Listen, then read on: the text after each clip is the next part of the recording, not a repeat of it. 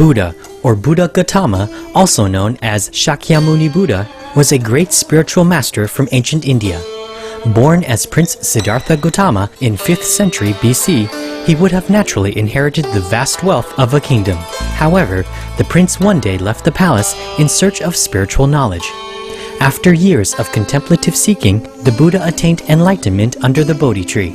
He then shared the merits of his practice by providing a method for other sentient beings to be freed from the cycle of death and rebirth. The rich treasury of Buddha's spiritual teachings on universal truths are studied and revered to this day for their deep wisdom and compassion. Today, we would like to share with you the sage teachings of the Buddha, excerpts of Chapter 4 of the Sutra of the Lotus of the Wonderful Dharma, also known as the Lotus Sutra.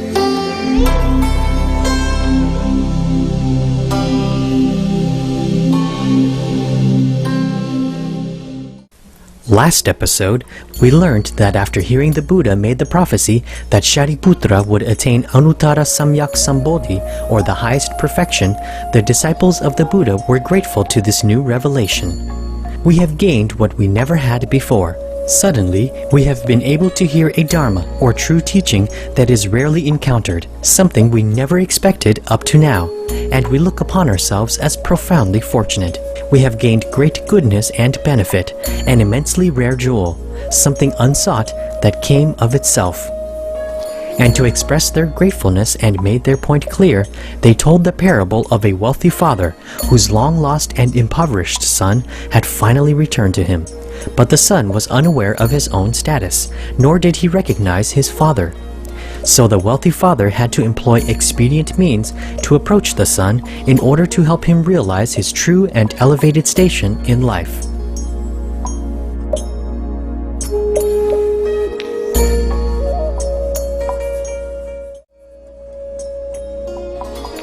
Later, he spoke to his son again, saying, "Now then, young man, you must keep on at this work and not leave me anymore. I will increase your wages, and whatever you need in the way of utensils, rice, flour, salt, vinegar, and the like, you should be in no worry about. I have an old servant I can lend you when you need him. You may set your mind at ease. I will be like a father to you, so have no more worries." Why do I say this? Because I am well along in years, but you are still young and sturdy. When you are at work, you are never deceitful or lazy or speak angry or resentful words. You don't seem to have any faults of that kind the way my other workers do. From now on, you will be like my own son. And the rich man proceeded to select a name and assign it to the man as though he were his child. At this time, the impoverished son, though he was delighted at such treatment, still thought of himself as a person of humble station, who was in the employ of another. Therefore the rich man kept him clearing away excrement for the next 20 years. By the end of this time, the son felt that he was understood and trusted, and he could come and go at ease, but he continued to live in the same place as before.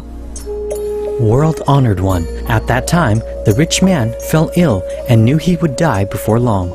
He spoke to his impoverished son, saying, "I now have great quantities of gold, silver, and rare treasures that fill and overflow from my storehouses. You are to take complete charge of the amounts I have and what is to be handed out and gathered in. This is what I have in mind, and I want you to carry out my wishes." Why is this? Because from now on, you and I will not behave as two different persons. So you must keep your wits about you and see that there are no mistakes or losses. At that time, the impoverished son, having received these instructions, took over the surveillance of all the goods and gold, silver, and rare treasures, and of the various storehouses, but never thought of appropriated for himself so much as the cost of a single meal.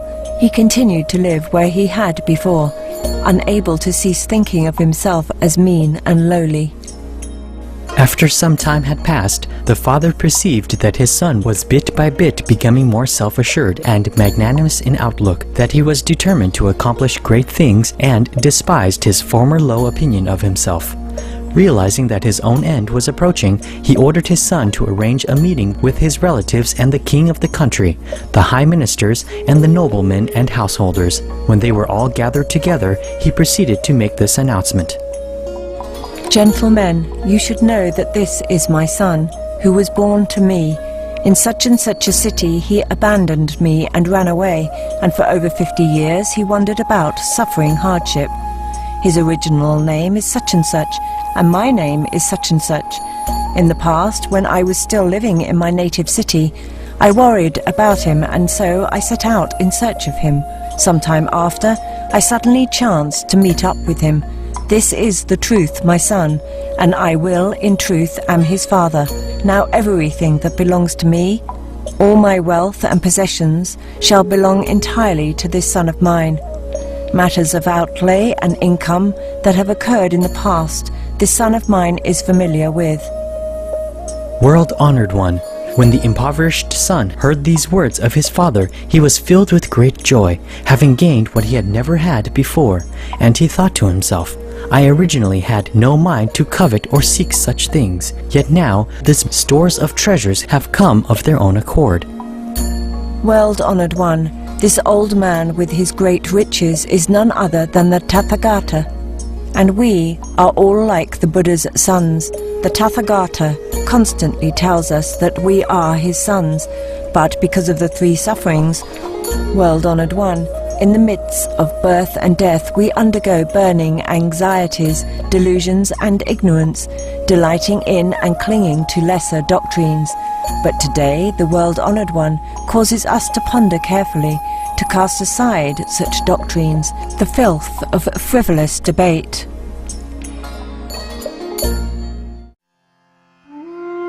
We were diligent and exerted ourselves in this matter until we had attained nirvana, or the highest paradise, which is like one day's wages. And once we had attained it, our hearts were filled with great joy, and we considered that this was enough. At once we said to ourselves, because we have been diligent and exerted ourselves with regard to the Buddhist Dharma, we have gained this breadth and wealth of understanding.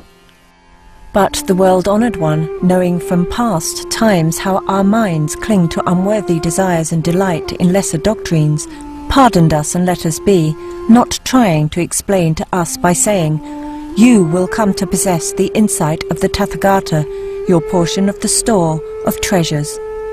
Instead, the world-honored one employed the power of expedient means, preaching to us the wisdom of the Tathagata in such a way that we might heed the Buddha and attain nirvana, or the highest paradise, which is only days' wages. And because we considered this to be a great gain, we had no wish to pursue the great vehicle.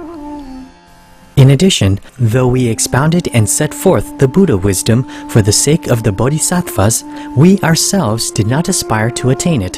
Why do I say this? Because the Buddha, knowing that our minds delight in lesser doctrines, employed the power of expedient means to preach in a way that was appropriate for us. So we did not know that we were, in truth, the sons of the Buddha, but now at least we know it. With regard to the Buddha wisdom, the world-honored one is never begrudging. Why do I say this? From times past we have in truth been the sons of the Buddha, but we delighted in nothing but lesser doctrines. If we had the kind of mind that delighted in great ones, then the Buddha would have preached the Dharma of the great vehicle for us. Now, in this sutra, the Buddha expounds only the one vehicle, and in the past, when in the presence of the Bodhisattvas, he disparaged the voice hearers as those who delight in a lesser doctrine. The Buddha was in fact employing the great vehicle to teach and convert us. Therefore, we say that, though originally we had no mind to covet or seek such a thing, now the great treasure of the Dharma King has come to us of its own accord. It is something that the sons of the Buddha have a right to acquire, and now they have acquired all of it. At the time, Mahakashyapa, wishing to state his meaning once more, spoke in verse form, saying, We today have heard the Buddha's voice teaching, and we dance for joy, having gained what we never had before. The Buddha declares that the voice hearers will be able to attain Buddhahood. This cluster of unsurpassed jewels has come to us unsought.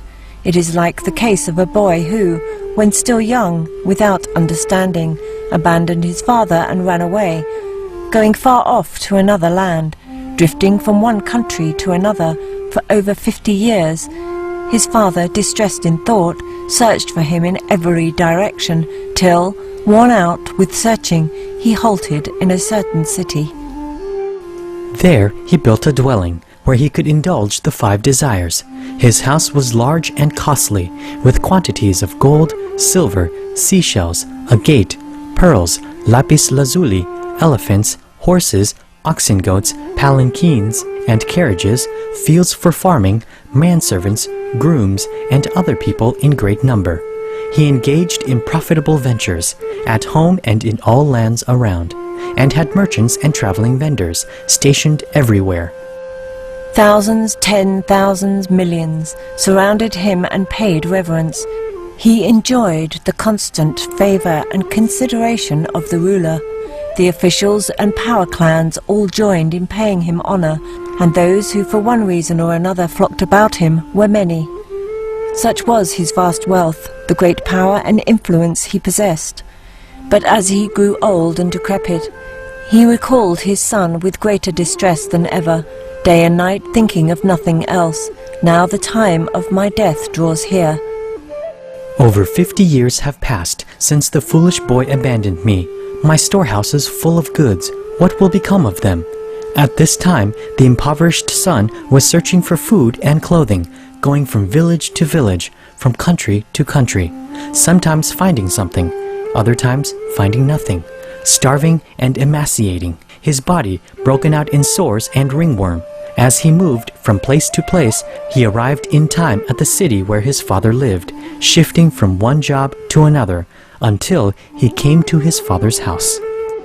At that time the rich man had spread a large jewelled canopy inside his gate, and was seated on a lion throne, surrounded by his dependents and various attendants and guards. Some were counting out gold, silver, and precious objects, or recording in ledgers the outlay and income of wealth. The impoverished son, observing how eminent and distinguished his father was, supposed he must be the king of a country or the equal of a king. Alarmed and full of wonder, he asked himself why he had come here. Secretly, he thought to himself, "If I linger here for long, I will perhaps be seized and pressed into service." Once this thought had occurred to him, he raced from the spot, and inquiring where there was a poor village, went there in hopes of gaining employment.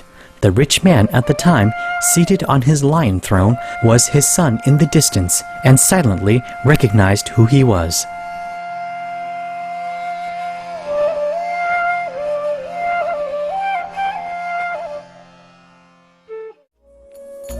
Enlightened viewers, thank you for your gentle presence for today's episode of Between Master and Disciples. Join us again next Wednesday for Part 3 of Buddhism's Sacred Scripture, the Sutra of the Lotus of the Wonderful Dharma, Chapter 4. Please stay tuned to Supreme Master Television for Planet Earth, Our Loving Home, coming up next after noteworthy news. Joyously, we wish you many blessings from the Divine.